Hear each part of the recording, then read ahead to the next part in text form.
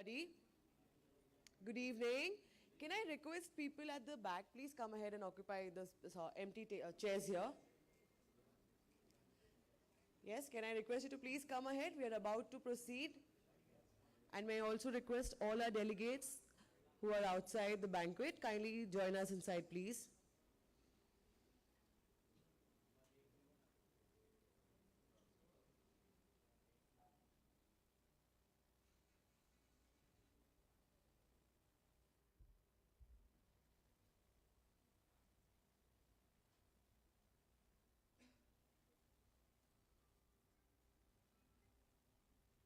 All right, before we proceed, a quick announcement. Let's do a hygiene check. Can I request everybody to kindly put their mobile phones on silent mode? Please ensure your mobile phones are on silent mode. Even our console team and everybody.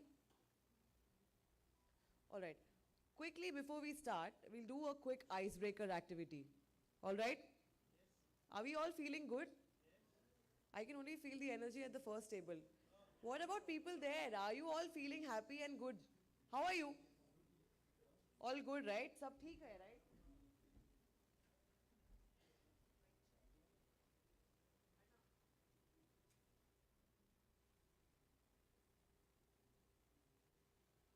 So quickly what we'll do, ek activity karenge. Hindi, English? Both. Perfect. So what we'll do is we'll do an activity. I want to see we are all in the same, energy. All right?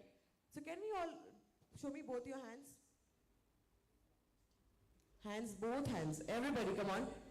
Please अपने mobile phones silent mode पे रखना है आपको. Now rub your palm. Can we have the track, please? DJ, can we have the track in the background? Yeah. Rub nicely so that you feel the warmth. Okay?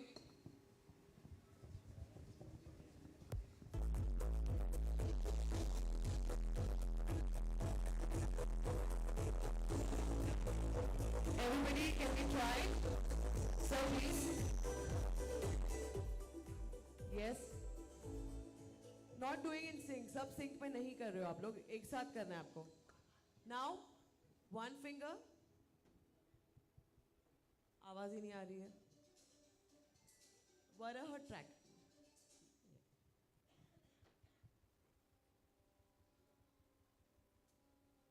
Okay, we are getting better. Can we try? 2 fingers. Are we feeling the energy? We are not doing in sync. Okay, can we try? Ma'am, please come. All of you welcome. Please come ahead. 3 fingers, everybody, gentlemen.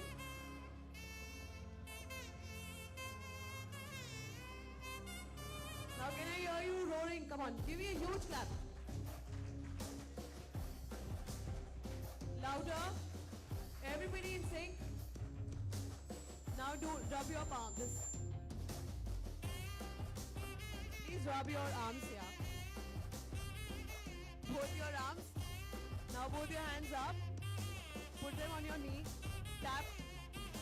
Tap harder. Come, let's do a little exercise. Tap karna hai. Tap unnu. Please, everybody. Yes? Harder. Can't hear. Rub your hands again. On your eye, please. And now breathe out. How are we feeling now?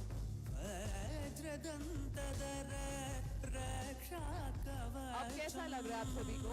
Better? Are we feeling pumped up? Is the blood flowing? All right with that. So thank you so much everybody for joining us for this cute little energetic activity that we did. Once again, I'd like to welcome everybody present here, and we shall now proceed with our event.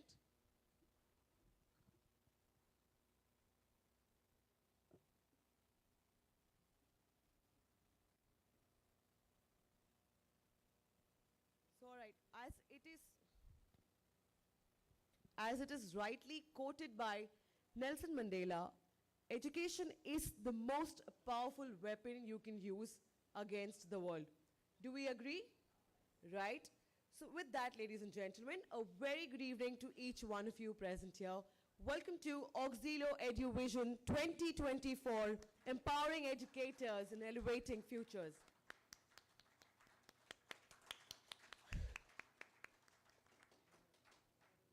You know, I'm your MC Aarti Lokande, and it gives me an absolute honor to be amongst your company.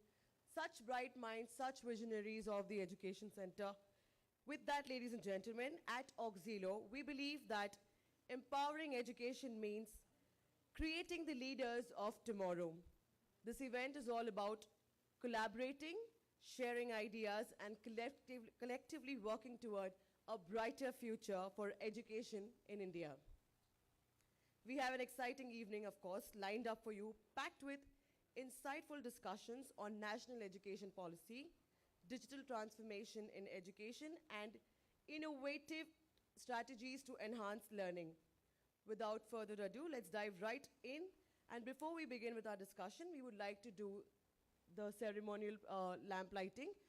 To do the honors, I would like to invite on stage Mr. Neeraj Sharma, our Chief Business Officer at Auxilo Finserve, Ms. Namita Raja, CBO at Auxilo Finserve, and our guest of honor, Professor S.K. Mahmood, Vice Chairman 2 of the Telangana State Council of Higher Education.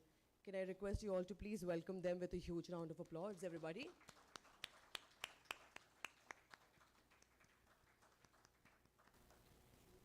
Yes, sir.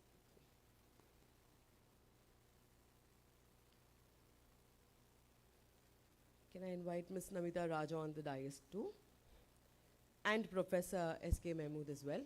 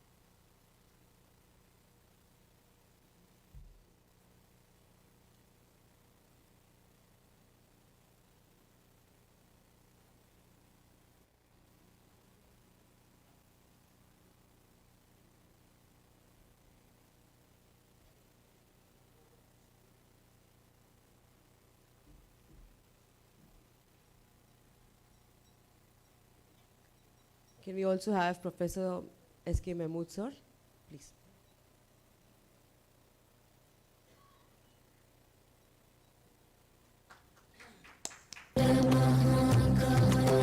Well, we know lighting this year represents not only the beginning of our evening, but also the spark of knowledge and wisdom that we will ignite today. Can I request everybody to kindly rise up?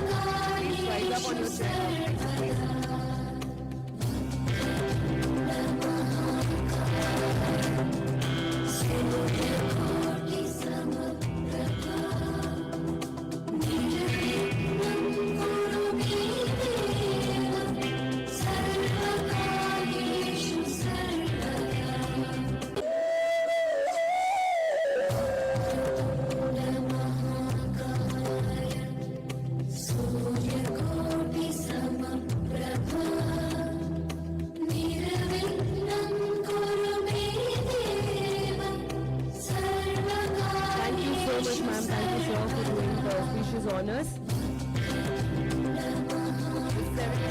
Beginning of an inspiring evening ahead.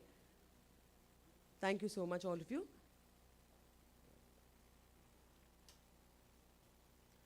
Well, with that, ladies and gentlemen, we shall now proceed with the official event. And I once again would like to welcome all of you who are just joining us. Welcome to Auxilo EduVision 2024. On the very first, I would like to invite on stage Professor S.K. Mahmood to share a few words with us on the future of education and the importance of today's discussion.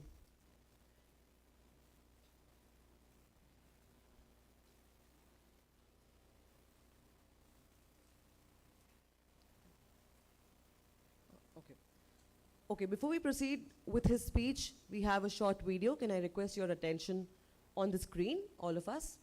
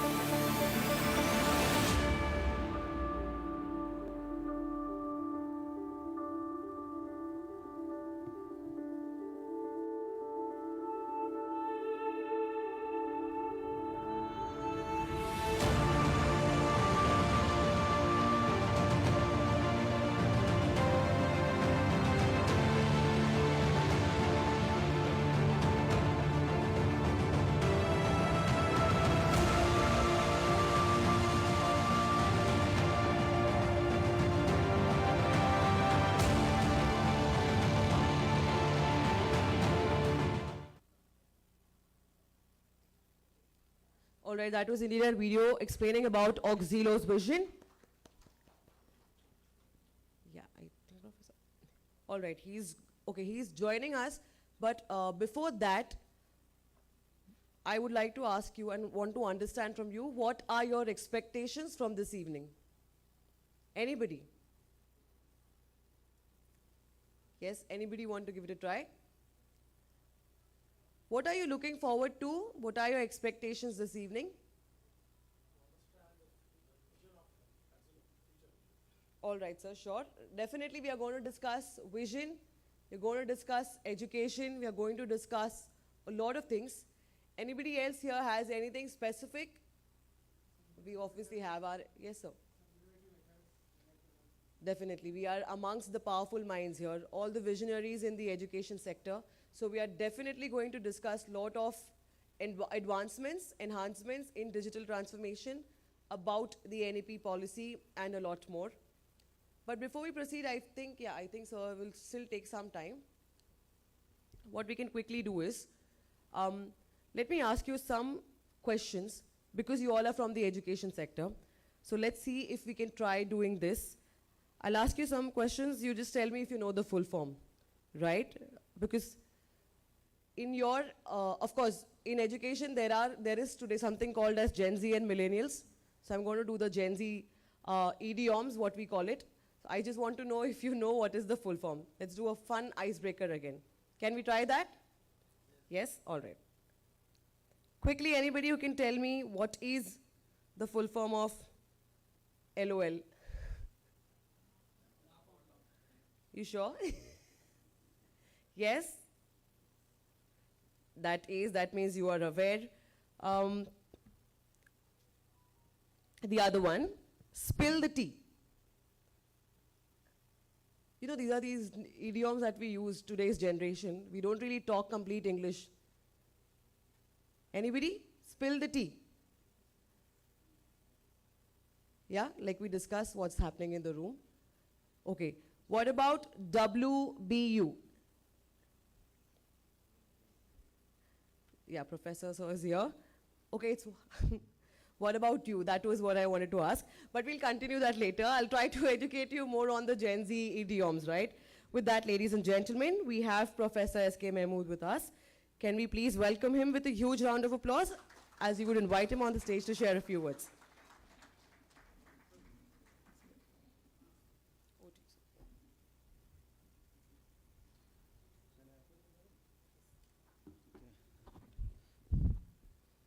Good afternoon. I'm at the outset, I'm thankful to the Auxilo Education Vision for inviting me as the chief guest of this August gathering, along with all the educators who excelled in their field of education, principals, deans, and some professors. I think professor not here. Professors, all my friends, of this August gathering, including my friends. Some of my friends are here, Sitaram Reddy and Damodar, along with you. So we are all here because we are all having a affection, that passion, that is education. Okay? And the education generally, it has to reflect the preamble, that is a social, secular, democratic ethos, that is education. So another thing, education here in the state of Telangana, or if you take the nationwide, it is to eradicate the unequals in the society. That's what we feel education. So in the education system, recently there is an education system of a National Education Policy of 2020. There is not much change earlier system. That is latest system is, that is what you know, that is 5 plus 3 plus 3 plus 4 up to 12 standard, that including Anganwadis and pre-education, pre-primary, middle school, second school, all these things up to 12 standard. The earlier one is 10 plus 2 plus 3. There is just a major change, that is only numerals, just a jumbling of numerals. Here in the education, there are some advantages and disadvantages of the present education system. No education system is perfectly 100% correct, what I feel. So here, the advantages are maybe up to 5th standard, one can go through the regional or mother tongue language. After that, there is a flexibility. You can have universal language.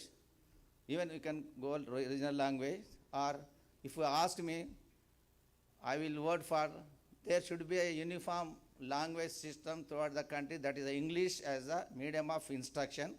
Since scientific articles, patents, or discoveries are coming through English media publications. So in the present system, after 12th standard, there is a 4 years degree they have introduced. That is an honors degree. From 4th year, straight away they can go to the research. It's a very difficult.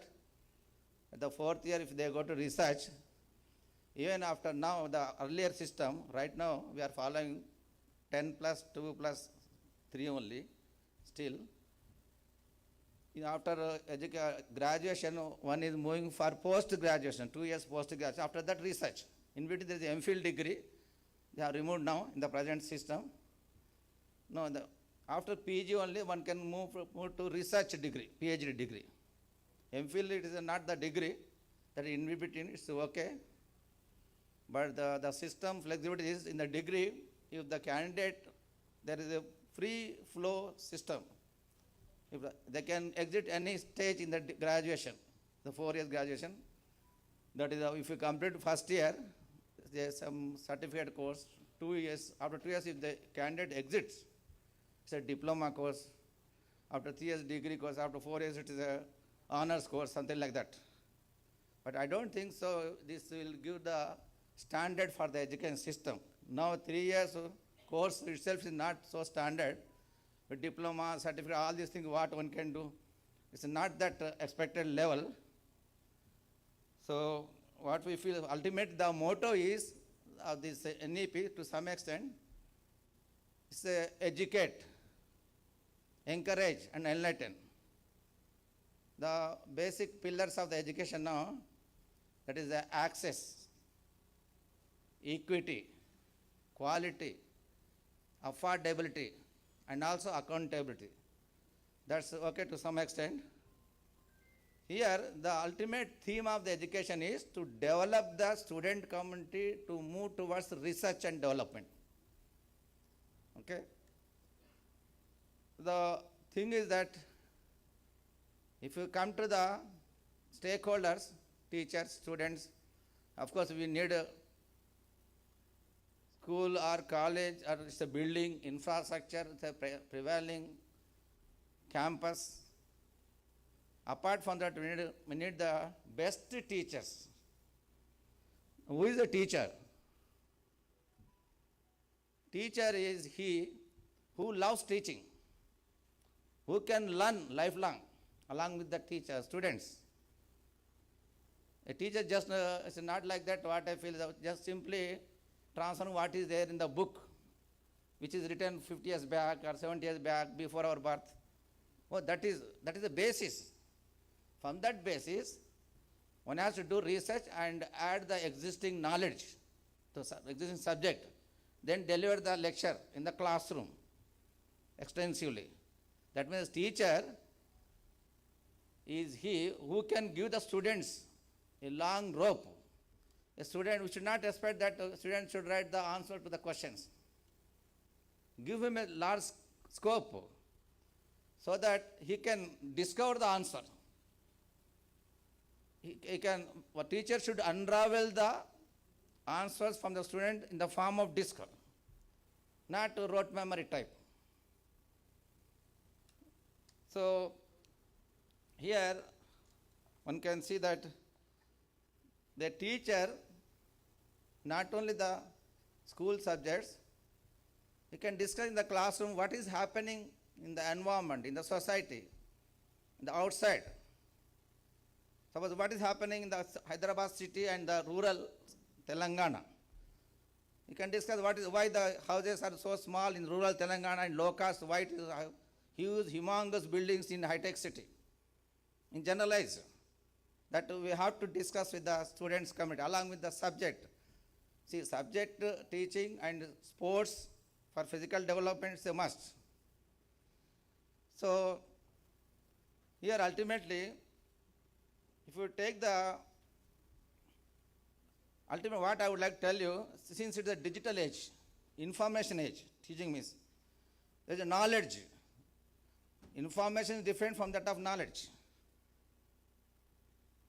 See, information means simply 2 into 5 is 10. That is the information. A teacher is not supposed to transfer the information, it should create the knowledge, novelty. 2 into 5, why not 11? Why it is 10? That curiosity should generate.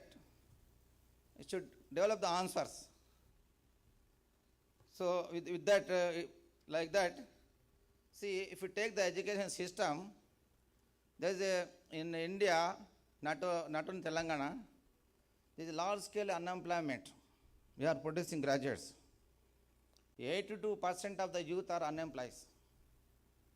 If you take the youth in the recent news, 23 lakhs people, graduates, applied for 368 peon posts. Among them, some are MBA graduates. So MBA graduates here in Bombay, they are working in drainage. Some of the MBA, not all, I'm telling you. In drainage system. Safai Karmachari. See the plight of the situation. So even we might have heard the Vyapam system, scam in Madhya Pradesh. Around 47 people died. This is the entrance and recruitment for graduates, medicine and engineering. Simply they are purchasing the certificates. 47 people died. A person who can purchase the certificate is become doctor. A person who can purchase the certificate is becoming engineers.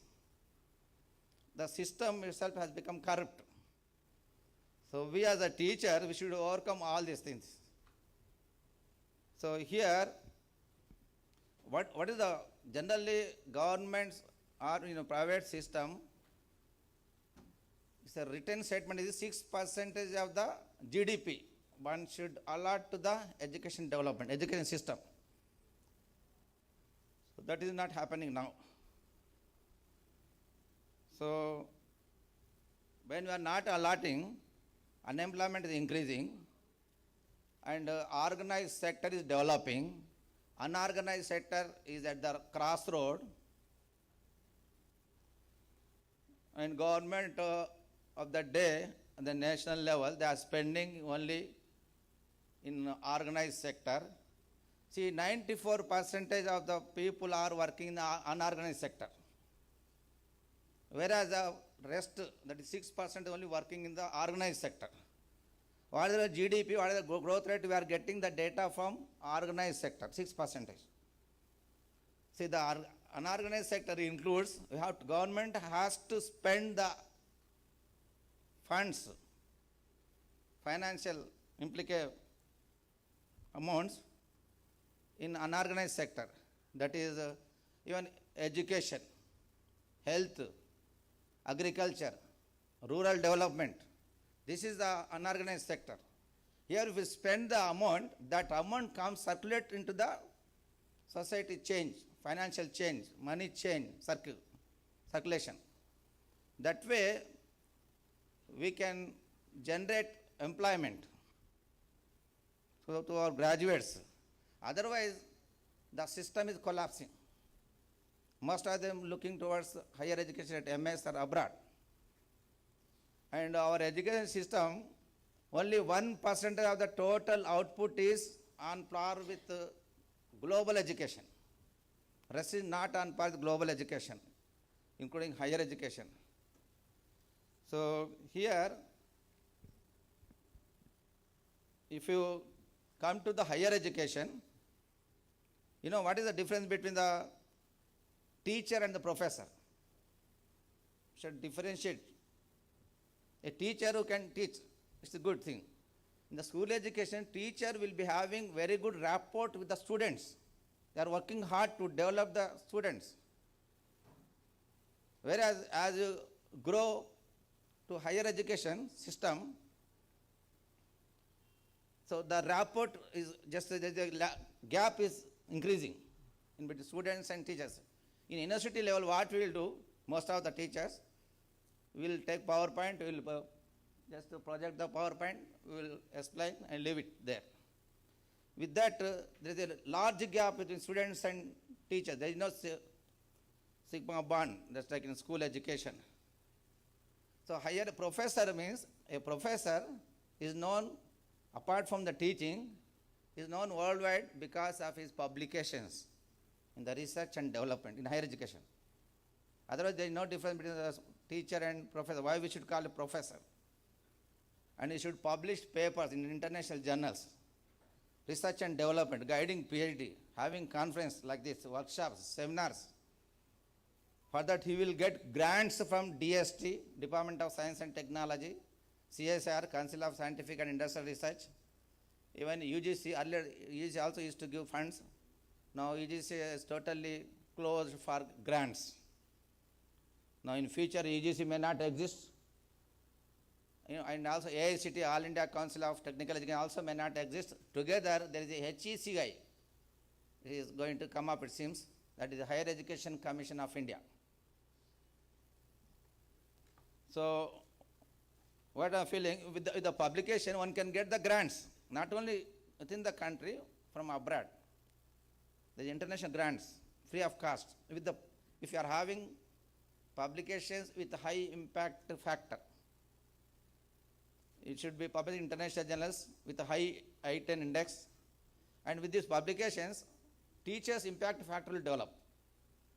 Along with the impact factor of the college, and also students, PhD students, those who are publishing papers with that professor, he will get very good placement with that publication, because together joint publications, guide and student.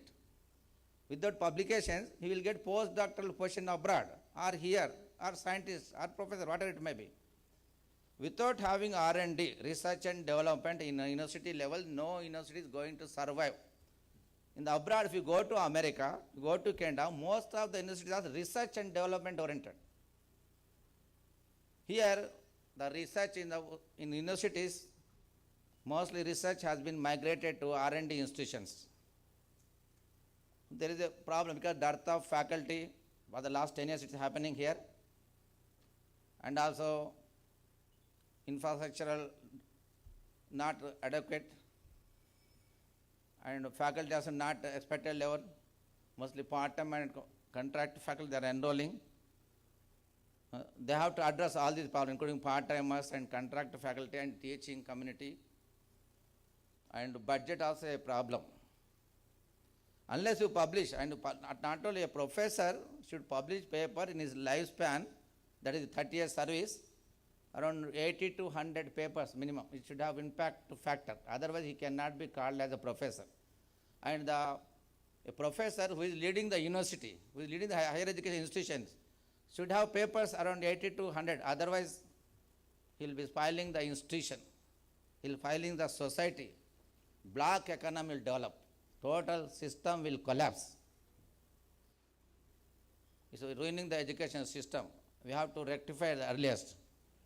So now present state government led by our Honorable Chief Minister Revanth Reddy sir, he is taking the education to the higher levels by including the skill education. The skill university is going to come up in the pharmacy on Srisailam Highway.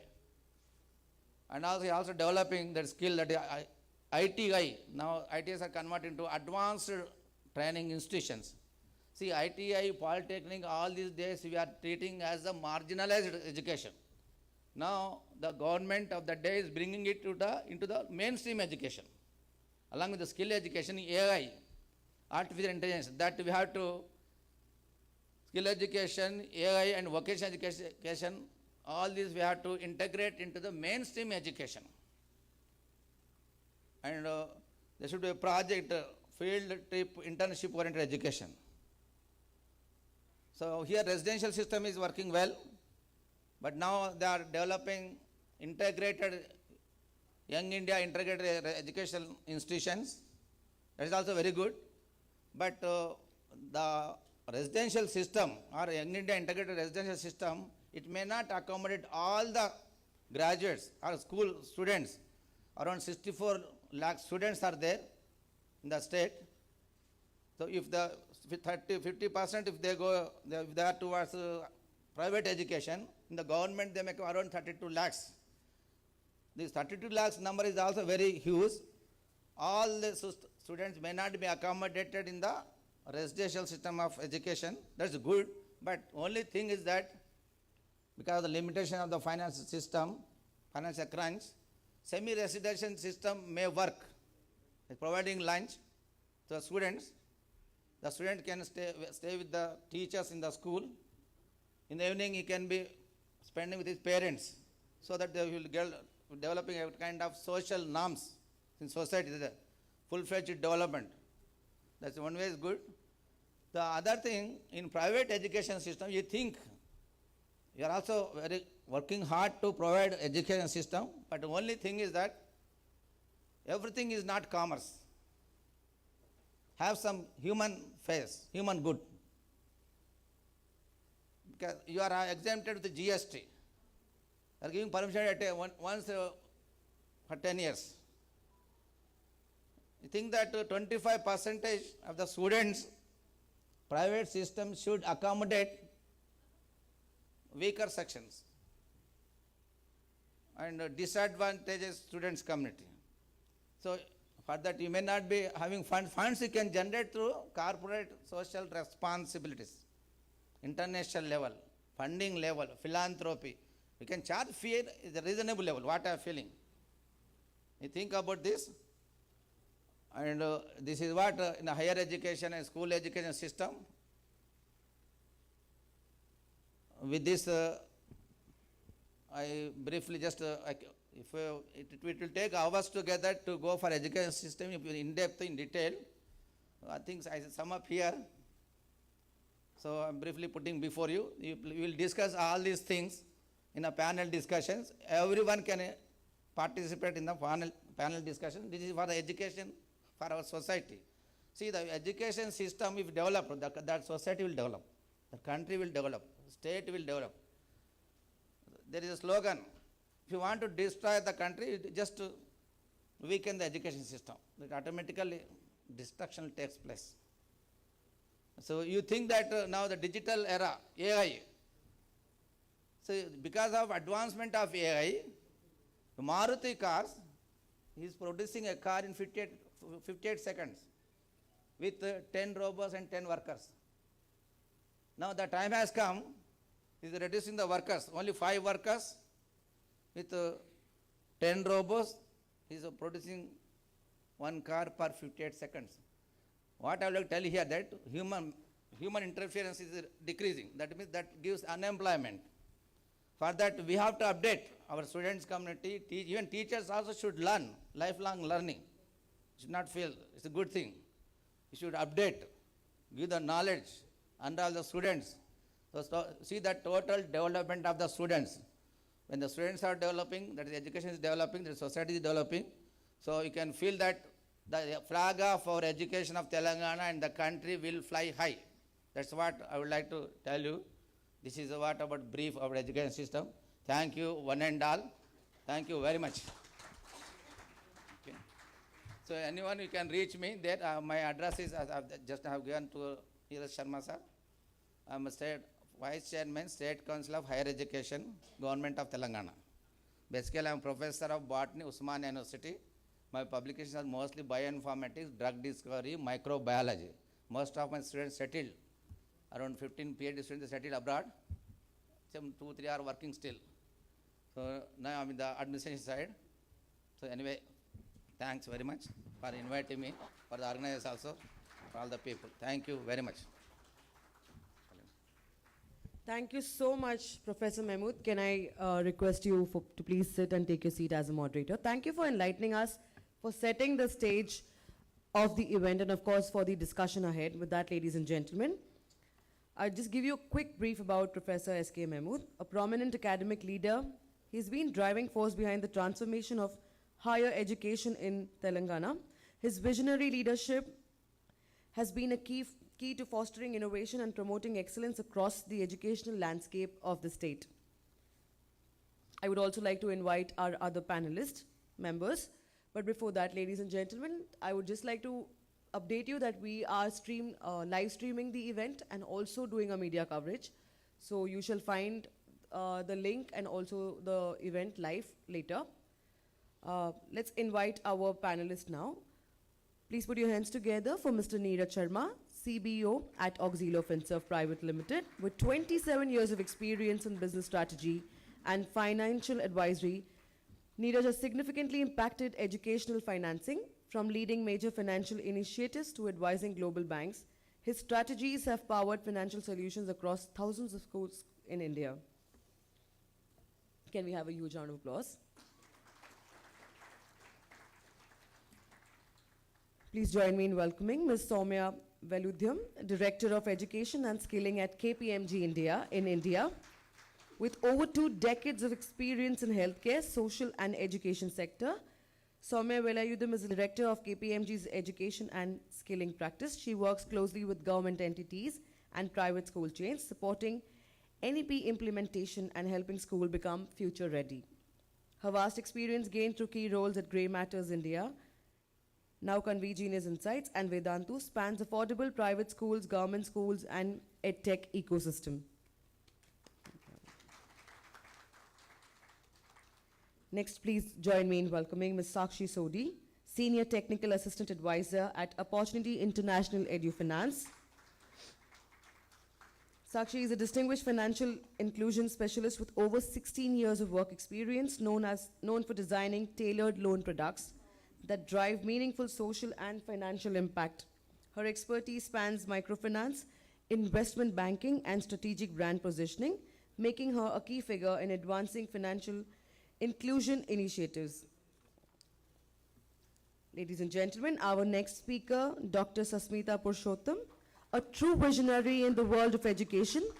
Dr. Purushottam has redefined the learning experience by spearheading innovative holistic approaches at Bougainvillea School.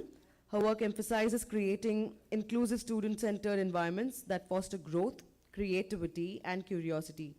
We can't wait to hear from the insights on the future of education and how schools can evolve to meet the demands of the next generation. Next, ladies and gentlemen, please help me in welcoming Ms. Reshma Begum, who's also a true visionary in education. Her passion for transforming classroom and crafting innovative strategies has revolutionized the way students learn. With a proven track record of creating future-ready educational frameworks, her insights have been invaluable as we dive into how we can shape the next generation of learners. This is your chance to witness thought leaders like Reshma in action. Can we please welcome her with a huge round of applause? Please help me in welcoming Mr. S. Siva Ramakrishnacharya, who's also a trailblazer in the realm of education, driving transformative change across India's school system. His bold leadership and unwavering dedication to shaping young minds have redefined standards of academic excellence and holistic development. Can we have a huge round of applause, please? And finally, we have Ms. Ashoka Bira, the founder and director of Noble Palm International School and CEO of Noble Palm Schools, Skills and Academy. With nearly 40 years of expertise in the educational sector, Ms. Bira has led the way in developing innovative learning solutions as a life member of ECA India, APER and ISTD. Her dedication to education and training is widely recognized. She's made significant contributions through her research, including presenting at international conferences such as ICMAR in Sydney and the UBS International Research Conference. A warm welcome to all of you. Over to you, Professor Mahmood.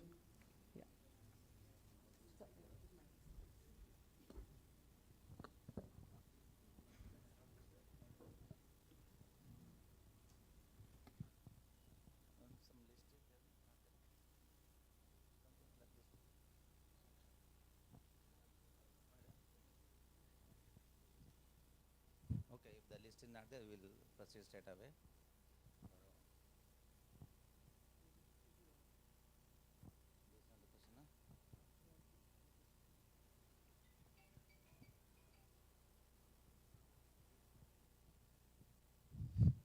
Okay, we will have a panel discussion. Now all the panel members introduction, madam, nicely. So not only panel discussion and even all the luminaries who are sitting here or speaking here, addressing the occasion, then participate together in between particular raise the questions also, because we are all for the development of the education in the state of Telangana. Particularly I am from Telangana, Hyderabad. We can discuss in that way. So, shall I start question? Or you two can raise the questions after this, and in between, everyone can interfere. It's open. Along with the panel member, if the panel member agree. Can do the questions in the end. Okay, you take the questions also. So, can I have this Sasmita, madam, there. You are from Bougainvillea, that's good. Madam's school, international school is named after the plant Bougainvillea. I think it's known to everyone. Madam, how this 2020 education system, that is the foundational literacy, is shaping the education system? I mean, foundational literacy of NEP 2020, how it is shaping to the students' community? Yeah, good evening everyone. Thank you for asking me this question. After independence of India, in 1968, Kothari Commission had introduced NEP, first NEP. Then second NEP started introduced by Rajiv Gandhi government in the year 1986, which was modified by P.V. Narasimha Rao government in the year 1992. After long 34 years, NEP 2020 was approved by Cabinet Ministry on July 29th, 2020, based on MHRD draft on 2019 by public consultants, educationists, scientists, and many researchers. The main aim of NEP 2020 was transform the Indian education system, which was to meet the need of 21st century. A reform of rectify of poor literacy and numeracy outcome approached by the primary school students. Reform focus on the early childhood education, and the main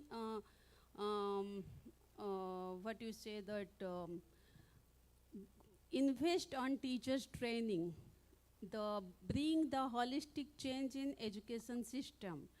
MHRD replaced by Ministry of Education, and 10 plus 2 was replaced to 5 plus 3 plus 3 plus 4, which was 3 to 8 years, the nursery, LKG, UKG, grade 1 and grade 2 standard.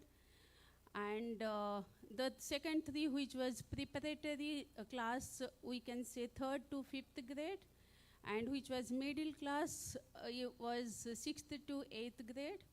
9th to 12th grade was called secondary education. Earlier it was higher secondary education, but in this NEP 2020, there was no higher secondary education. MPhil was discontinued, and now they are planning 10th board also will be ruled out, and directly it will be 12th board. So 5 plus 3 plus 3 plus 4 really helpful to the students in this generation, which will be, they can build their career in flexible way.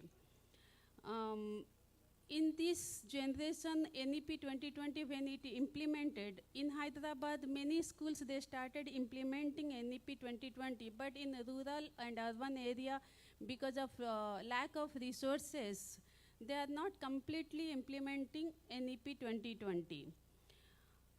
This is all about in Hyderabad schools, which is NEP 2020. And now you must have heard about APAR ID, which is the lifelong student ID. It is the game changer of for students' education. New implement has come, APAR ID. Thank you. You want NEP 2020 is better than earlier education policy of 1958? I feel NEP 2020 is the best one, which one the student will get their own choice to build their career. They are not dependent. They are independent.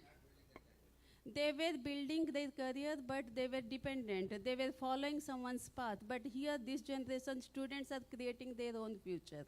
Because now AI has come, digital pathways have come, and in that way, they are very talented, and they are understanding the future and understanding the world. Earlier, we were not understanding the world. Whatever we are seeing, and we are, like, people were asking us to follow, and we are following. Question I would like to raise to ask. So maybe we'll come back to this, but Sushmita ji, we're again going to come back to you and learn more about the digital learning pathways. But before we get there, I have a question for Shivaji, and which Thank is you, ma'am. related to the role that technology, and it's related to the global curriculum integration with the local heritage.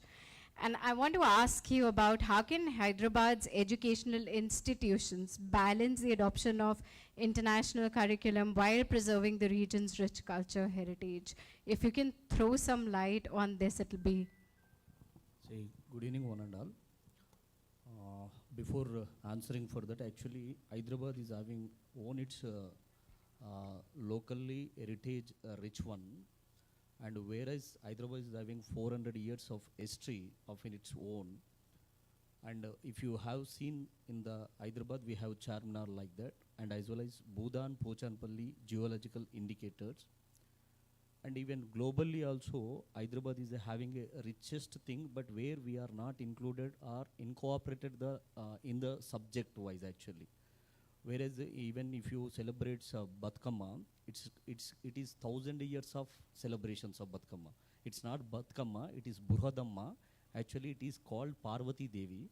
Whereas in 1,000 years back, Cholulu and Chotakululu, when they are having empire, when they are fighting about that, in Tanjavuru, they have to build the temple of Brihadishwaralayam.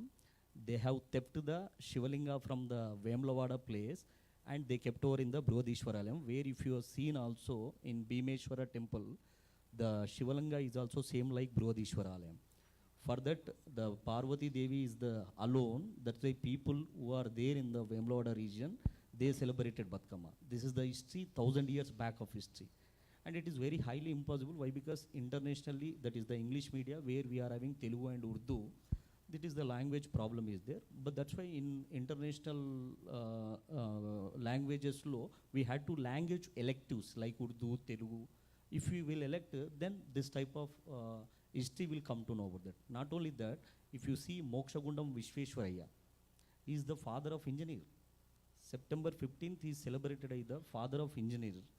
And where we don't know, even Hyderabad people we don't know. Hussain Sagar was built, Golconda Lake was built, and from the Moosi River floods, where the Hyderabad is protecting till today, even the drainage system of Hyderabad, even in the global, it is the best one till today, not only in India, in the global wise. This is because of Mokshagundam Vishveshwaraya. He is the father of engineering. This type of, so many examples were there for the Hyderabad. Not only that, Bonalu, if you are going to be see that Bonalu celebrations. Not only that, if you are seeing the history, the Palkuri Somanathan, or Potana, Bammara Potana, if you have seen the own languages, they created histories. Even P.V. Narasimha Rao knows about nearly about 16 languages. No other prime minister knows this many languages actually. When Rajiv Gandhi told about that, you don't know about the computers, within 2 months he learned the computer knowledge. This type of history we have. By language electives, we can internationally also, we can. Sure, sir. Thank you. Thank So I think, Sir, I would like to ask you a question. When you gave the example of Batkama, so what is the region of Parvati you said, and you said the traditional 1,000 years back, whatever happened. Why the flower part is? Because there is no god or idol. can we take that offline? Okay. Because I think relevant to today's conversation, let's keep it to that. I think fair point. I think we spoke about NEP and we spoke about how some of our own culture needs to be incorporated in the curriculum, and that is something very, very important, and we don't do it right now, at least not localized, and completely agree with that. But maybe Sakshi, I'll come to you, and because of all the changes with NEP and like the contextualization, which is again in a diverse country like India is a very big issue, what do you think are the key skills that students should be developing in this context so that they can evolve towards a better future? Thank you, Samya, for a very, very relevant question in today's context. 2 decades ago, when I was exploring careers, there was nothing what exists right now that could have been explored back then. There's so many answers that I can give to that question. I can say maybe digital marketing, maybe financial literacy. I can talk about entrepreneurship. I can talk about technology familiarity, and so many things that will be required in future. But if I have to give you a precise answer, I would say that this is such a volatile environment in the next 3-4 years and times to come, that we don't know what careers are going to be there. Was blogging there, influencing there a decade ago? Definitely not. Maybe people were exploring as a side hustle, but this was not a mainstream career, and look where it has turned up right now. Artificial intelligence, nobody was talking about it a decade ago, and look where we are right now, where most of our emails are getting drafted through ChatGPT and Copilot and so many other things. There is a strong fear in the market right now that so many jobs are going to get eaten away because of artificial intelligence, and that's right here. Maybe in 3-4 years, most of the repetitive tasks are going to be taken care of by artificial intelligence. So are we ready for that? Definitely the answer is no. We are still exploring what all to delegate to the smart machines and what all to keep to the human minds. But we are learning alongside as our machines are. I would say that pick up that field where a student has a passion to work, not something what the industry would want. Because if you're passionate in what you're doing, then you will learn, update, upgrade, upskill yourself when the times are going to change. We are not astrologers here to tell you what the industry is going to demand in 20 years' time or 25 years of time. But what we can tell you is that the times are changing really fast. What the generation before us has seen, vis-a-vis what we are seeing right now, maybe the transition is going to more in next decade. Are we ready for that? we are at least gearing up for that. We are preparing our students in the schools to be geared up for the new roles that's going to come up, be it in technology or healthcare. We're seeing doctors performing surgeries in the US and India through technology, and so much is happening across sectors. We're seeing robots and drones doing fertilizer sprays in the agriculture. Times have changed already. Sooner or later, even in the rural parts of India, we are going to adopt that technology. But the decision right now is that how soon can we adopt it, how soon can we transition, and how soon can we change the way we operate right now. And it's changing every second. While we are talking, in some part of the world, there's new technology that's being developed who's going to take care of most of the learnings that are happening right now. So I would say that don't go by the trend, follow your passion, follow your dreams, do what you are doing, and then the times will tell you how to grow and evolve in that. I think on that note, I think the key thing is then to increase learnability. Essentially, the children you teach in your schools need to adapt and learn very, very quickly, because I think situation changes every 2 years, and so how do we bring in that adaptability? And that also brings in, Fatima ma'am, to you, the question of inclusivity, basically. How do we, not yours. Yeah, so I think green education. Yeah. So also the big other new thing that's coming up is green education. Like, how do we create children? So we've talked about, like, again, I'll go to the NEPPs, the local context and culture, and then what we are talking about, learnability. Like, there has to be continuous lifelong learning. What we learned 20 years is no longer valid for us. For the kids that we are educating and our own kids, what we learned 5 years back is not any more relevant.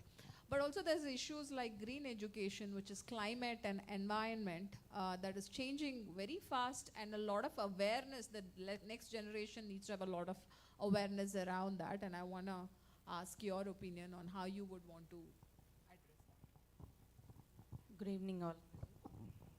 Good evening all present.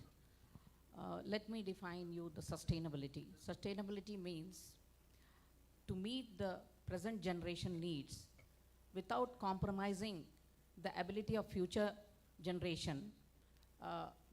Here the sustainability is focused on 3 major factors, that is environment, social, and economy, the 3.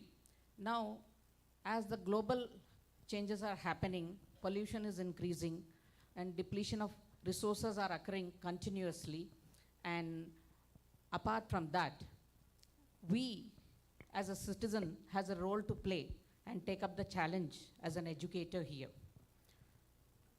Right from the beginning in NCRT, CBSE curriculum, nature and its components have been introduced to the students age appropriate and class appropriate.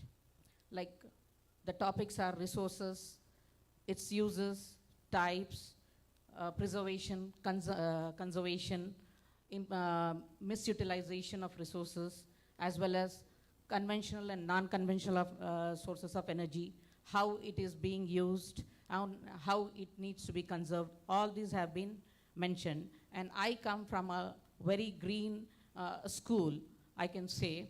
What we are doing here in our school to take a role as a leader in my school, what we have done, we have initiated the Eco Club, which is one of the compliance of CBSE.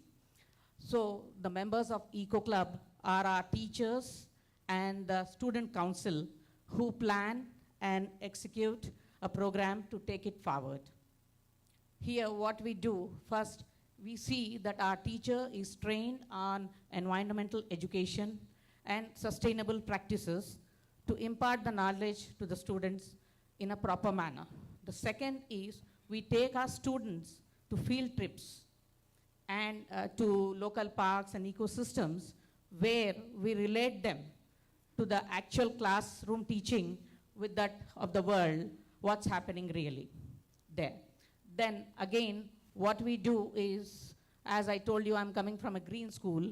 We have set up a garden and we plant trees, and we are teaching them organic farming as well as compost, making of compost pit, etc. Then again, when it comes to the uses of conventional and non-conventional sources of energy, we do make them aware to use more of non-conventional sources of energy like wind, tidal, geothermal, solar, etc., instead of fossil fuels, which are being depleted day by day. And we do make them aware how we need to take care at home, even in school, the electrical appliances which they use daily, like lights, fans, air conditioners, etc. Then we do make them understand that to purchase more of biodegradable and reusable products and avoid plastics and go in for using rechargeable batteries, etc. Then we do tell our students to bring 3 hours in practice, that is reduce, reuse and recycle in their life to keep our environment clean and green.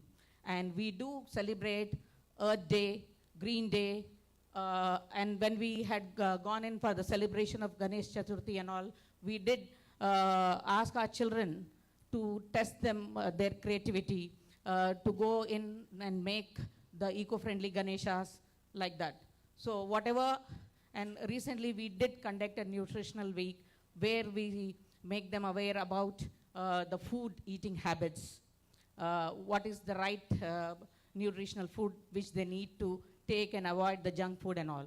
So that's how we practice in our school and keep our vaccine clean and green. Thank you. Thank you so much. And I can't agree more. I mean, we echo with her completely that this is the need of the hour where our children should start talking about renewable energy, start talking about greenery, climate change, global warming, and they're the change makers, aren't they? If we do not start from the very beginning, then this is not sustainable. And how the air quality in most of the polluted cities in India is right now, it's uncontrollable, definitely not controllable by the governments. But we are the change makers, and it has to start from right from the school. There's so much more that the schools can do. We are talking about paperless drives for the schools where we can completely eliminate the use of plastics and thermocoals and remove dependency on the paper to make our environment more greener. Digital discard, there's so much consumption of electronic in the school, and how to get rid of those electronic waste is so much important that, you know, we still need a conversation on, and we need to start from the schools, because the population that are absorbed by the schools in India, the ones who are going to be the future of India, right? They are the ones who are going to create a better tomorrow. Now that brings me, all of this is not possible without schools getting proper technical assistance and financial support from institutions like Auxilo, who support and handhold schools on all aspects. And that brings me to now divert the conversation to Neeraj on the financial strategies to develop the school holistically. And I would like to ask you about the innovative financial strategies which you think that the schools should adopt to secure funding and for improving the infrastructure while they maintain the affordability for the students and parents who are using these schools. See, as far as schools are concerned, as far as fundraising by the school is concerned, sadly it is limited to 2 things, I would say. 3, but mostly 2 they are doing. One is equity, second is debt, third, as Sir Mahmood said, grants or donation, etc. But since you guys are dealing in private schools, or you are private schools, I believe the third component is not there. Because third component normally goes to government education institutions and all. Now, mostly the schools first they utilize their money, then they go to institutions, lenders that I need money. So what exactly you need to do? So as Sakshi asked that how to do this with affordability in mind. Now affordability to the school, because eventually with the interest which you will pay to the institution, you have to load or may load to the student. Now in this, I would say one, as a financial institution, we have to assess the risk of all the schools, and basis that risk, we charge interest rate. And when that comes, we assess schools on many parameters. One of the parameters, and two basic things we look into any school. One is intent and capability. A school is having intent to repay, the capability may be very good, but is this intent? And how do we check that intent? We check that intent with your attitude. When somebody is visiting the school, are you showing them your documents properly? Why I'm saying this, all this risk, then we factor into interest. So for you to reduce your cost, you have to make your books proper, because eventually we will fall back on your books to assess you. Now if we find that your books are not proper, of course we are not going to deny. Maybe if you are asking 100 rupees, we may say no, we'll give you 50 rupees, because somewhere back of our mind we have calculated that risk, and that's the reason that is prompting. So one, for you to access that money, your books has to be proper. Wherever compliance is, second compliance is all compliances, because eventually we will give money to those who are compliant with the government, because we will not give money to somebody who has not complied to government, that risk our money.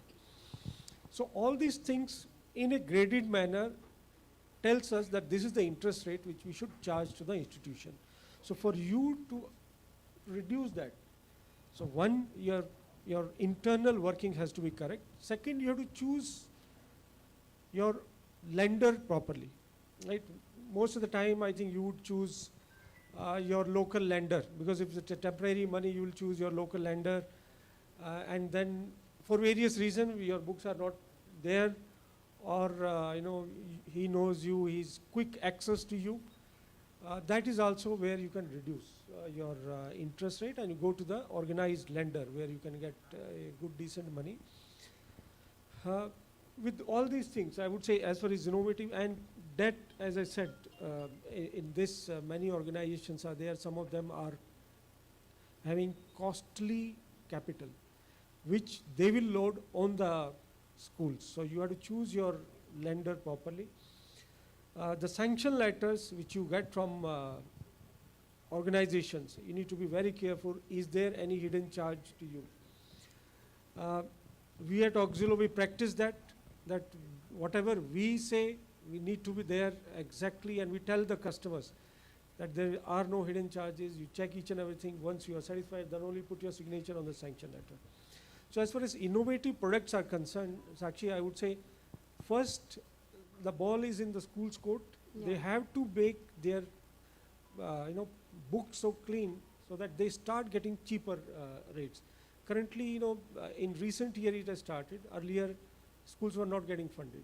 So I would say they should start cleaning up their acts. Yeah. They should start doing good accounting. I think that that limit of 1 crore also is revised to now 5 crore. So now it's a good chance that you should really do something about your books. Absolutely, and we've seen so many talking again about and re-emphasizing on the transparency. Why do we see the rejection rate of schools to be so high when they apply for a loan to a financial institution? The main reason is transparency, because when the financial institutions are coming for their due diligence, they will figure out how many students are there, paying their fee on time, not paying on time, the head counts, the teachers, their salaries. This is what they do for their living. They know their business inside out. So the best way to get financing, it's like be honest on the record. And the major flaw that we had suffered in the past is also because of our legal structure has been such where schools were not allowed to be profitable. They still aren't in India, which is why there'd been reasons why there'd not been too much of transparency in the financials. But at this point in time, I think the need of the hour is financial literacy for the schools. They really need to be educated on how they can do their record keeping better, how do they maintain their record, produce those records to the lenders when they apply for a loan, loan utilization also, how that loan needs to be utilized, how they can repay their installments more efficiently and build a better credit score in the long term, because eventually it's your credit score that matters to you, right? Which is only possible if you are properly utilizing the loan. There's one more point that I would want to add to what Neeraj said, and that's a tip for schools. Many times we get influenced with so much of technology and things happening around. I have attended in the last 2 years so many expos where there are apps coming up for homework submission and admissions and fee management and smart classrooms, that I've seen school owners being confused of which technology to adopt, what to do. Are we equipped to use those technologies? Are our teachers trained to use those technology? One thing that can help you answer this question is that whenever you are preparing for a structural change in your school, just ask this question to yourself. Is it going to help you increase your enrollment rate of students or decrease the dropout rate of students? If the answer is no, please do not do the structural changes in the school. You don't need that. Whenever you are deciding to upgrade your school, it has to result in more number of children using your school. Everything else is unnecessary or can wait or deferred, right? Or maybe on the cost saving side, for example, we are seeing solar panels getting installed in the school. It will eventually help you reduce your cost. Electricity is a major bill that we see schools paying, right? So eventually, say in the period of 3 to 5 years, there's a huge cost that you save. If it is not solving your problem, then that solution which is being available in the market is not for you. So be mindful. There are financial institutions who can support you get your schools upgraded, but the decision is solely yours. And I see financial institutions playing a huge role here, where they can bring the right kind of partners also to the schools to understand what to pick from the market, what to adopt. If there are smart solutions, which smart solutions to adopt. And that's where, again, I see financial institutions' role. So I think I have questions for both Mahmood sir and ma'am Shuklata ma'am, both of you. I think so. The other buzzword in all of this, I think we've spoken about change of curriculum. We've spoken about a lot of different things. AI is the other buzzword that we keep hearing, and one, not just AI, new technology, new emerging things that are happening. We talked about learnability. I'll touch upon 21st century skills. NEP talks about it extensively. But the 21st century skills is, and Mahmood sir, you talked about it and you started your opening speech as well. See, I think it's not just technology, it's not just climate, it's not just, these are all knowledge, right? And tomorrow there might be new knowledge areas, like when we were studying, I don't think we had data analytics or anything or even AI as something that we thought was something that's going to come up in the future. So there is knowledge areas.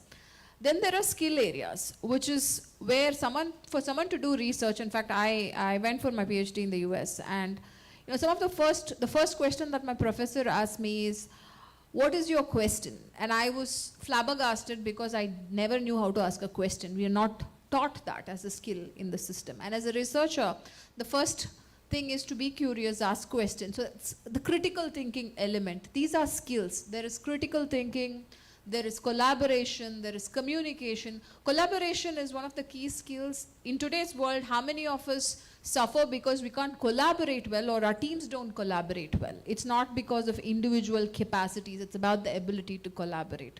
Third is communication, right? Communication, one is it's how well you speak, but it's also about emotional intelligence. It's about who you're talking to, what you're talking, when you're talking, understanding, synthesizing ideas. Today, is there any value to knowledge that you have memorized? Zero. I can just pick up my phone and find it for you. But where is the value of a student's learning come from, or your own learning comes from? It's your ability to synthesize the learning from very different points. So I have 10 things I know, and then I start synthesizing that to form a new point of view. These are 21st century skills. So there is knowledge areas and there is skill areas. All of these have to go back to our kids if we have to make them ready for the future. And today, what are we doing about it? So I want to kind of ask Ashuklata ma'am, you in terms of how can we prepare students from a skill development angle, and sir from a higher education angle. How do these emerging technologies, what is the expectation for school students to come into higher education? What should they be prepared with? And second is the points you raised about there is a lack of it today, and we all know that. How can we solve for it? I think those are the two questions I'd want to ask. Maybe you can start and then pass it back to sir. Good afternoon and good evening to all, and greetings to all my panelists here. The question is about the skills. How the skills are going to be developed in the schools. Now, 21st century skills were being talked about since 10 years ago, but nobody has given any importance to it, all the schools. So they just thought that there are 4 C's. First, they thought it is communication. Communication, they thought it was something like grammar and writing composition, or listening and reading. But just as it was mentioned that how to frame a question, that is important. How to frame a question, how to ask the right question. This is where the communication starts. So these skills will develop when the teachers are giving the students the right skills, right knowledge in the classrooms, not just teaching from textbook, but asking them to think, letting them to know how to think in whatever content they are learning. There itself the communication skills are going to happen. Then the collaborative skills will happen when the project based or the subject what they are learning is when the students they are learning, they are grouped and certain questions are given, and 4 or 5 questions are given, 4 or 5 projects are given, and they are all learn about it, write something about it, and all of them will come together and make an essay or make a story out of it. Storytelling is a very important tool for learning skills. Not just the 4 skills, there are job-oriented skills, what the school should learn, so students should learn. In schools, they are giving career guidance. Actually, when I was doing my B.Ed or PG studies, we had guidance and counseling where emotional troubles of the children were addressed. But now, I don't know how the career guidance has come. Right from class 3 onwards or class 5 onwards, parents want the child to be assessed in the career guidance. Now, are the future jobs known to us? What will be coming up for the 3rd class child when they come into job time? They don't even know what, we don't know what jobs are being there, and then they are going to start training them for the jobs? No. So let them wait. Instead of that, they should learn certain skills, not just the 4. There are around 200 and crossing up to 600 and 1,000 skills are there. Some of them are all these technology ones, ChatGPT, generative AI, coding. So all these things, there was a fear that they are going to take away the jobs. No, digital technology is going to create jobs. Many jobs are going to be created, and the industry and the companies are struggling. Even the training industries are struggling, because how to train them or how to retain this employees are also a hard tasks, which they are not able to understand. So attrition, job layoffs, or even companies closing down is hitting hard for the employees, because they have been in the jobs for very stably, and suddenly when they are removed, the unemployment is creating. But instead of all these things, if more jobs are created and bring back them, upskilling and reskilling them, it will be very profitable for everywhere. And more jobs should be created for people who are 60 plus. For them, those who are retired and they require certain information about banking, healthcare, housing, residential, and clean environments. For these people also, if jobs are created such a way that more vocational skills are taught to the students, it will be very helpful. Yeah, it's nice. You know, Mike. for that, Sir, Mike. Mike. Auxilo EduVision, it's a very good job. The strategies are very good for the development of the schools and mankind and humanity. So regarding this, Bira Madam has raised the question that is AI, that is chat, GPT, generative AI, all these things. Just adding something to what she has spoken here. So AI, advancement of the AI, the Telangana state is going to become AI capital soon. So with this AI, most of the machines, it's a machine learning process, trained machines that we are developed, human. So when robots and trained machines, they are not superior to our brains, human brains. We are created robots, machines. It's a machine learning process.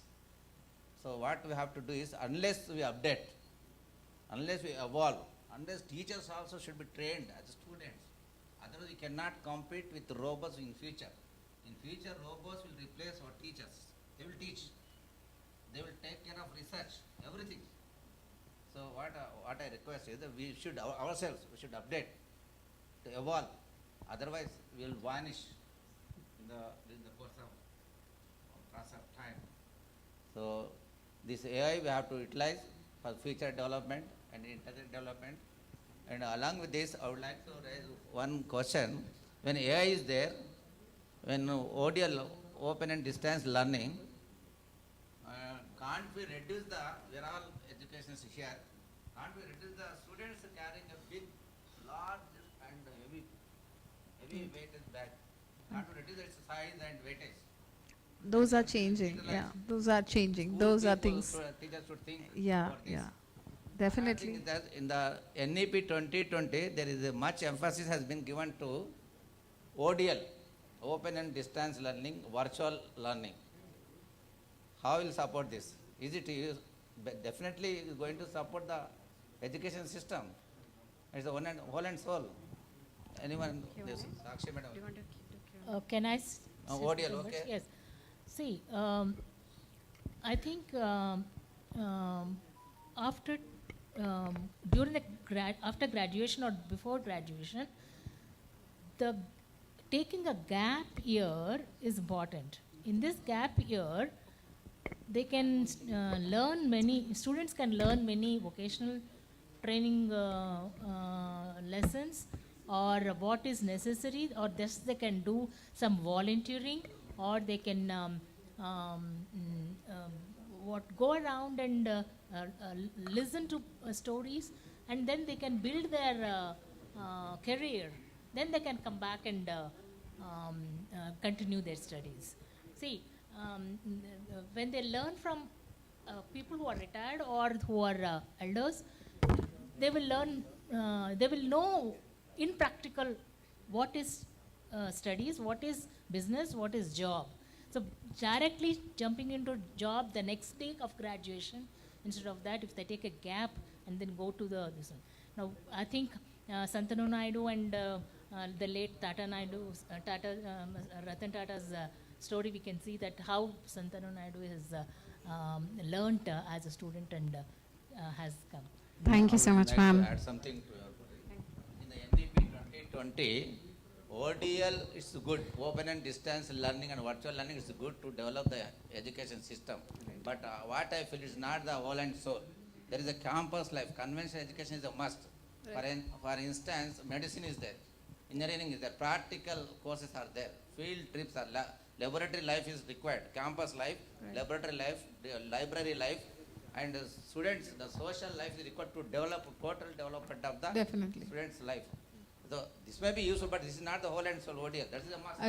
Agreed, sir. Sir, I think in the interest of time, maybe we'll take some audience questions because I think we promised we'll open it up for questions. Yeah. So if anyone has any questions on the different topics we've discussed, happy to answer those. I think financing is of interest to you, technology, NEP, green education, any of those, skilling, higher education. Please feel free to. Sakshi, there's a question up front with Yeah, good evening to everyone. Sir has told about the financial institutions in fundraising, take the help of financial institution. So I just wanted to know a few financial institutions that will help the schools in getting the funds. Sorry, I just was distracted. Can you question again? You talk about the financial institutions to take the help of financial institutions in building the schools, in empowering the schools financially. Right. So can you also please name some of the financial institutions that will assist the schools? In terms of finance? Yes, in terms of finance. In India, there are various specialized school finance companies like Auxilo, Avance, Clicks, Profactus, Proteum. So there are many. Even banks have started lending. But as I said earlier, each school is graded. Like, you know, there are certain schools like DPS or Ryan, etc. The banks will cherry pick them, right? Then, you know, the grading starts, you know, as per the risk.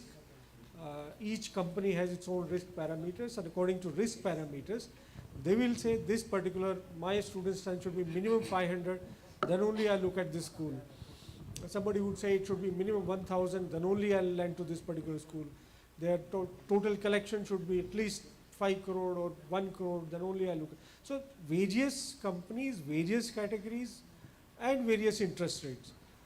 It would depend upon the preparedness of your school, how prepared you are in terms of showing your books, or how advanced your school is in terms of student strength, how mature your school is, where student intake is steady. Because when we are assessing anybody, we also assess whether this intake is steady or not. Because generally what we see that in the lower classes, students, we can't say that they are steady students.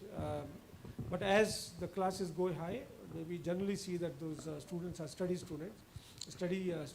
So many organizations are there, sir. So, but you know, sometimes it also that, you know, if I am living in Hyderabad, and in Hyderabad only 1 or 2 companies are operating, so naturally we will go to those companies for interest of time, etc. As to elaborate on one more thing, you know, as innovative product. So at Auxilo, what we are doing currently is, see, most of the time DSAs are coming to you guys, or you are going to DSAs, the intermediaries. where you are saying I need a fund, I need loan, etc. That carries cost. That carries cost to you and to us. So what we are saying is, if you come straight to us, right, we save on some cost. In turn, we will help you save the cost. We will reduce your processing fees. So how to do that? Go to website of our company, or maybe direct some other company. Give your loan applications, and then you can straight get the loan. So this way you can reduce your costs. We have started this initiative, and I'm sure more things will come. So many organizations are there, sir. So it will depend upon your school and other things. Loans only for schools. We provide for schools, colleges, vocational colleges. Who are going to abroad, are you So providing our company is actually that. Just to give you a background on Auxilo, I think most of you may not be.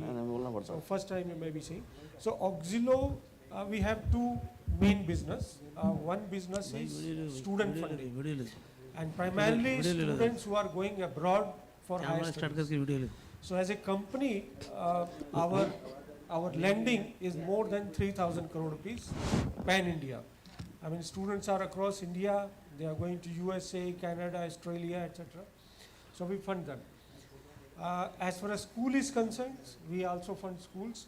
Third, which is very nascent stage, is vocational funding, which we are doing, but it's on pilot stage as of now. But these two main pillars, strongest pillar I would say is student funding, who are going abroad, and something we are doing in India also, but abroad percentage is high. If you spell out the Hyderabad address of your branch, some of us may avail that facility. Sure. So we at our counter, if anybody need any information, we'll be happy to provide you. Yes, good evening everyone. Myself is Khalid Ansari. I have to ask one question. Is it beneficial to give the education in primary level in the mother tongue? And the second thing is, when it comes to the degree is for the 4 years, and the student can drop in 1 year, 2 year, and he will get the certificates. Is it beneficial to him to building his career or for his future? Thanks, sir. Yes, sir. Earlier, whatever the education system was there, that time when students were scoring less mark, they were just thinking to commit suicide. And now what has happened, the mother tongue and regional language is helping them to understand the concept, and which will, you can say, like now NEP 2020 has introduced with the like own language. Whatever the language they wanted to choose, they can choose like Hindi, Urdu, Telugu, English, anything as per their background language. And the subject choice, which is combined with art, science and commerce. So it is very helpful to the students to understand and to build the future. Just adding there, I think foundational learning in mother language is seen as a very strong thing. And what we are not stressing, and especially in populations where, like for example in Telangana, where there are tribal populations and a whole variety, diverse populations. But what needs to be emphasized is the education starts in the mother tongue, but then there has to be a hand-holding to move to other languages, because it's equally important to be multilingual, right? So multilingualism is also a great way of improving brain networks. So it's a combination of starting with mother tongue, not starting with English, but then moving, that has to be a transition program as the child moves into the higher primaries, 3, 4, 5, to start using other languages, which one of them could be English. Yeah, that's the thought process. But in Telangana, most of the remote villages like Adilabad, there are Adivasi peoples. Right. And their mother tongue is Gond and Labada. Correct. How can it will cope up with this? So what is happening in other states, like we work in Jharkhand, right? So there are private partners, organizations like UNICEF or USAID or any of these going in and developing curriculums in those languages, and there are private sector partners who are funding these things. It's happening. It's slow, but it is taking time, is what I would say. Okay. I think I know there may be a lot more questions, but I think there are people who have to fly out, and in the interest of time, we'd like to wrap it, and we are available downstairs, and we are One happy last question. Yeah. Mahmood sir was talking about reducing the weight of the bags. Right. So I would love to know the innovative ways of reducing the weight for the bag for kids. Right. So two initiatives happening on that. One is, I mean, I'm talking about government schools. They have a bag-free Saturday now, which is basically they come to school without a bag. That's just more an initiative. But I think digitization is the way, and then also storage units. A lot of international schools already do this. They have a storage space for books in the schools, and no one brings every book back and every book taking it back. But the more important, I think the way 10 years down the lane it's going to look is probably like a Kindle that a child is going to carry with all the digital content. Eventually, that is the way to go. Now, as we all know, private schools may adapt it a lot faster, get your books on a single tab, and that's all you need, basically, and you don't need to do that. That's what I envision as what will happen, and in fact, that's also what the government is looking at as a futuristic vision of how school education is going to look like from a bag-free standpoint. Adding to this point, I would like to say that you must have heard DEAR, drop everything and read. So where the child can improve the reading skill, as well as now digital pathways are there where they can see the video and understand the content and understand the topic. So it is a good idea that what NEP 2020 has introduced, no bag session, weekly once, every school start introduce that. Good evening, sir. Good evening, sir. Mr. Mahmood sir has given very crucial information about the NEP. Really appreciate. I want to appreciate Auxilo that they have taken this type of initiative to give accurate information about the NEP, and the intellectuals are coming and giving this sort of information. It's very useful for us. And I know Auxilo company is since so many years. Once I had taken a loan also from this company.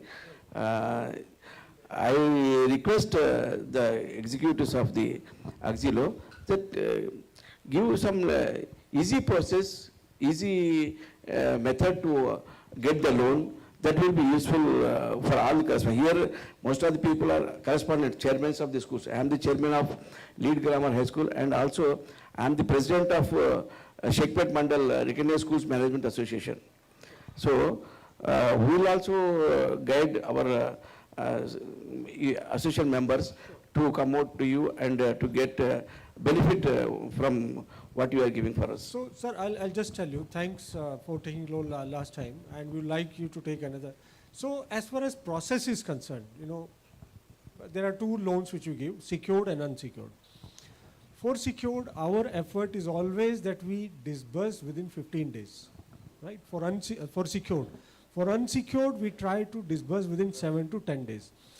Most of the time, what happens is, the credit department, the risk assessment department will ask, I need A, B, C, D document, and you know, school owners give 2 or 3 documents, then we are waiting for third, fourth, etc. to come, and that increases time, number one. Number two, signature process on physical papers, yes, that has been happening. So as a company, we are deliberating that how to digitize this thing, that you know we take your signature digitally. So that may come in next some time, within next 1 month or so. We are trying that if we can come up with that, so that at least we save on that time, because everybody will sign through Aadhaar, OTP or some other thing. So yes, we are also working on this how to reduce time to deliver to school in terms of money. Most of the time, I would say we are not culprit. We are waiting for documents to come, and that's how the delay happens, right? Yeah. And there's one thing I would like to inform you: the secured, unsecured loans, the school recognized by the government of Telangana, it means it is totally secured. You feel what you feel, because having one building, having one infrastructure, and having recognized by the government of Telangana, this recognition will come for 10 years, not for 1 year or 2 years. And after completion of the process of the NEP, we don't know that at 11th and 12th to whom they are providing till no correct messages has come from the government. So, sir, secured, when I say, it's not whether the school is secured or not. No, we totally trust in you. What I meant is, there are certain loans, up to 25 lakh rupees, we give unsecured loan. We don't ask you any securities. For loan above 25 lakh rupees, we need securities. Like we need some collateral. And that we call as secured. So, to answer you, yes, we believe in you, trust in you. If anybody has secured affiliation, so the school is excellent. So we don't doubt that. Thank you, sir. Thanks. Yeah, I think we'll take further questions outside as we network. We'll close for now. Thank you. All right, ladies and gentlemen, I hope you thoroughly enjoyed that enlightening discussion. Can we have a huge round of applause for all our panelists and our moderator? I'd like to take a moment to thank our panelists for sharing such valuable insights and thought-provoking ideas with us today. With that, ladies and gentlemen, we've heard about the critical importance of national education policy, its potential to transform the landscape of education, and the steps institutions need to take to adapt. We've explored how digital transformation is reshaping classrooms and how inclusive education is more crucial than ever in ensuring that no child is left behind. Our panelists also spoke about the need for vocational training and the evolving role of mental health and well-being in schools, both of which are key preparing for students for a rapidly changing world. On behalf of everyone at Auxilo, I want to express our deepest gratitude to all our wonderful panelists for such an insightful words that will stay with us for long after this event. We shall also offer you time for networking with them. If you have any queries, please get in touch. And as a token of appreciation, we would like to honor each of our panel members, esteemed members, with a special plaque and kit. I'd like to invite Mr. Neeraj Sharma sir to please come ahead and do the honors. Firstly, we would like to present it to Professor S.K. Mahmood, Vice Chairman of the Telangana State Council of Higher Education. Ladies and gentlemen, can we have a huge round of applause?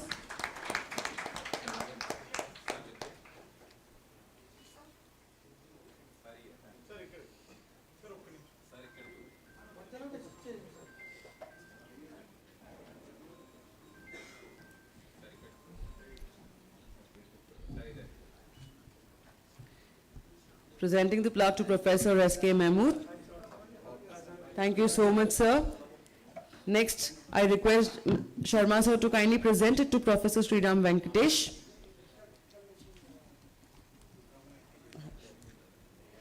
Kindly present it, can we present it to Ms. Sakshi Sodhi? She's also left shop. We'd like to present it to Ms. Soumya Veludam. Ladies and gentlemen, can we please have a huge round of applause for Ms. Soumya Veludam, Director at KPMG.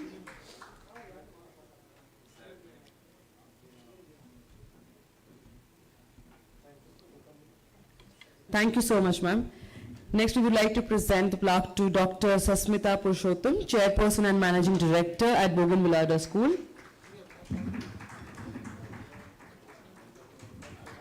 Yes, can we please have a huge round of applause?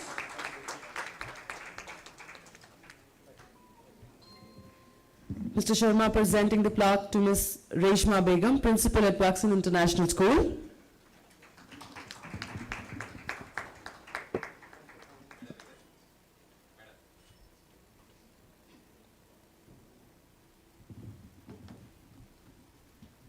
Presenting the token to Mr. Shiva Rama Krishnacharya, Chairman at SRK Group of Schools.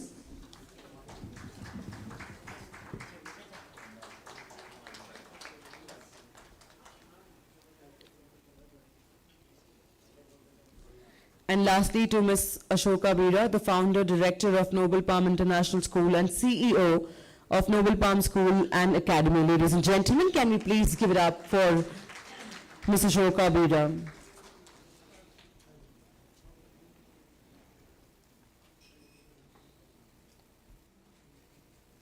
Can I now invite on stage Ms. Namita Raja to present the plaque, the token of appreciation to Mr. Neeraj Sharma.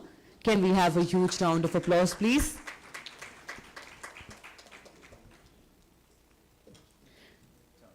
Yeah. Over to you, ma'am.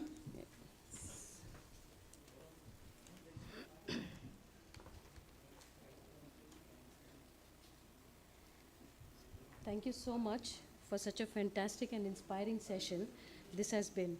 I'm truly honored to be a part of this gathering of dedicated educators and thought leaders. The discussions we've had today reinforce the pivotal role that educationists like you play in shaping the future of our society. At Auxilo, we celebrate and deeply value the contributions each one of you makes to your institutions and the broader educational ecosystem. Your roles are essential, not just in imparting knowledge, but in building the foundation of tomorrow's leaders. We hope to stay connected with each and every one of you. This is just the beginning. EduVision will continue to grow, and we will keep organizing such events to learn from you, share ideas, and together empower education. Once again, a heartfelt thank you to all of you for being here, and I look forward to staying in touch with you. Thank you.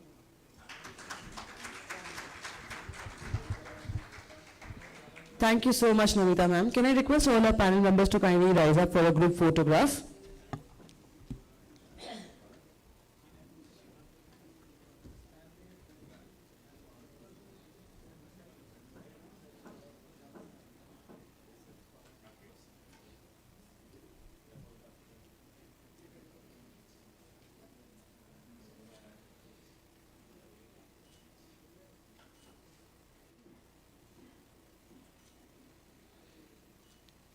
Thank you to our moderator for exceptionally moderating the session, and to all our panelists, thank you for joining us. Thank you for your time. And with that, ladies and gentlemen, we officially conclude the panel discussion and today's program. I'd like to invite you all to continue these wonderful conversations over dinner and cocktails. You can please use the opportunity to network around your industry colleagues. Please don't forget to visit our photo booth and capture this memorable evening with the theme, I am an education change maker.